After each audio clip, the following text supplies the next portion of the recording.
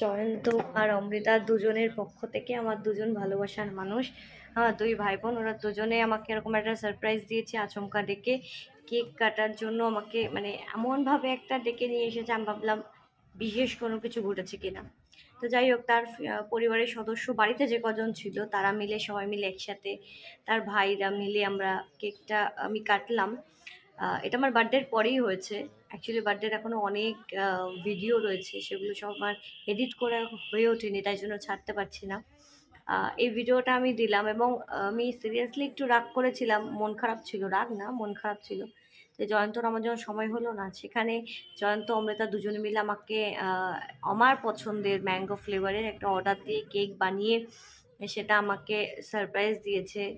এটা এর আনন্দ, ভালো লাগাটা অনেকটাই, এবং আমি খুব খুশি হয়েছি। মাঝখানে কিছু ক্লিপ উড়ে গেছিলো, সেগুলো ভিডিও করতেই ভুলে